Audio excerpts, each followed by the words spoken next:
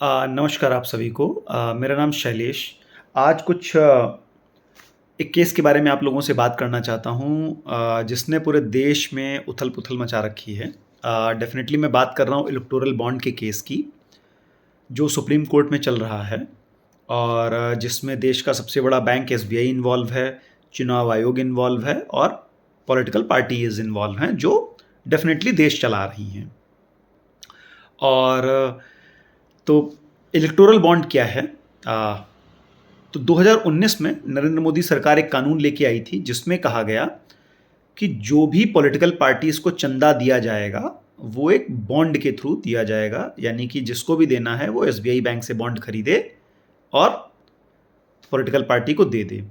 अब इसमें पेंच कहाँ था?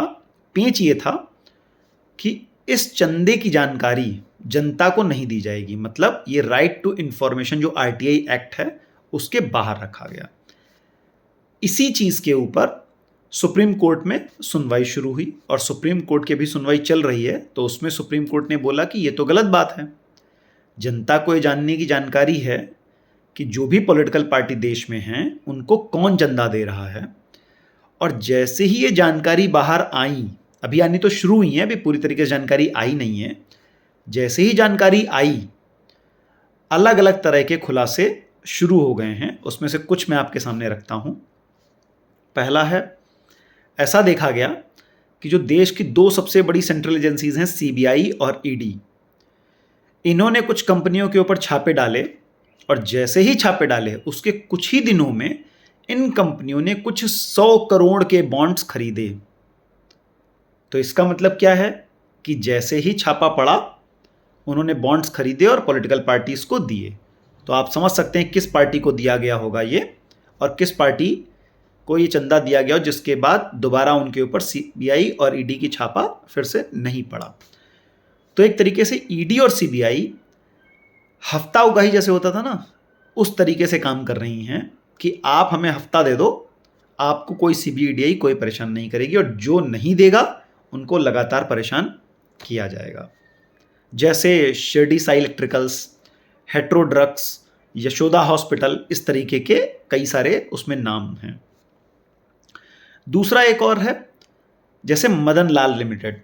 तो कुछ कंपनियां ऐसी हैं, जैसे मदन लाल प्राइवेट लिमिटेड है, जिनका मुनाफा 2 करोड़ है, लेकिन उन्होंने चंदा दिया है 180 करोड़ के आसपास।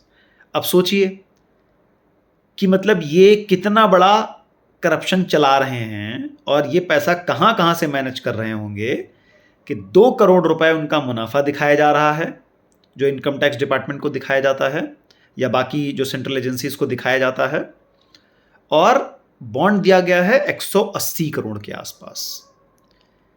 जैसा अब तीसरा एक और बताता हूं मैं। तीसरा एक है कि कुछ कंपनियां ऐसी भी हैं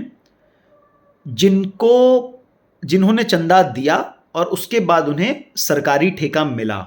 जैसे आपको याद होगा, जब कोविड आया था तो उस समय कंपनी ने वैक्सीन बनाई थी, सीरम इंस्टीट्यूट। सीरम इंस्टीट्यूट ने कुछ 100 करोड़ रुपए का चंदा दिया, यानी कि इलेक्टोरल बॉन्ड्स खरीदे। और आपको पता है कि बाहर से जो फाइजर और मॉडर्ना आनी थी वैक्सीन्स, वो भारत देश में नहीं आई। इसी तरीके से एक और है, Megha engineering private limited. Megha engineering private limited को पुल और टनल बनाने की कंपनी है ये, और ये उनको जैसे ही उन्होंने कुछ इलेक्टोरल बॉन्ड्स को 100 करोड़ के दिए, उन्हें सरकारी ठेका दिया गया। थाने और पुणे के बीच में जो टनल बनी है, उसका उन्हें प्रोजेक्ट दिया गया। अब आप समझ सकते हैं किस तरीके से ये स्कैम चल रहा है। एक और एनालिसिस मैं आपको बताता हूं। मान लिया उदाहरण के तौर पे, ए कंपनी ने इलेक्टोरल बॉन्ड खरीदा। तो ये इलेक्टोरल बॉन्ड जो एक कागज का एक टुकड़ा होता है, जैसे चेक होता है वैसे ही, उसने बी कंपनी को बाय हैंड दिया। और ये सुप्रीम कोर्ट ने ये लाइन कोट की जो अभी मैं बोल रहा हूं। बी कंपनी को दिया, बी ने सी को दिया बाय हैंड, और सी ने पॉलिटिकल पार्टी को दिया। अब जो जानकारी है वो सिर्फ ए की, जिसने बॉन्ड खरीदा, और पॉलिटिकल पार्टी की, जिसने बॉन्ड रिसीव किया। इन दो की सिर्फ इंफॉर्मेशन है। बी और सी कौन सी कंपनी है, इसकी कोई इंफॉर्मेशन नहीं है। अब आप सोचिए, जब ये पॉलिसी बनाई गई तो किस तरीके से ये बनाई गई होगी, कौन इनके पीछे है, कौन बी और सी कंपनियां कौन सी हो सकती हैं, ए कंपनी किसको मुखौटा बनाया जा रहा है, किसका एक्चुअल में पैसा है। ये सीधा सीधा मनी लॉन्ड्रिंग का केस है। लेकिन इसके ऊपर ये काम ईडी का ये काम है, इसी चीज़ की जानकारी करने का, लेकिन ईडी इसके ऊपर कोई काम नहीं कर रही है। बाकी आप सभी समझदार हैं कि किस तरीके से ये करप्शन है, स्कैम है, इसको क्या कहा जाए, हफ्ता वसूली कहा जाए, उगाही कहा जाए, या क्या कहा जाए। आप सब समझदार हैं, आप समझते हैं। ध्यान रखिएगा और देखिए अपने आसपास क्या चल रहा है, किस तरीके से सरकारी और सुनियोजित तरीके से करप्शन किसे कहते हैं, ये उसका एक बहुत ही प्राइम एग्जाम्पल है। बहुत बहुत धन्यवाद आपको।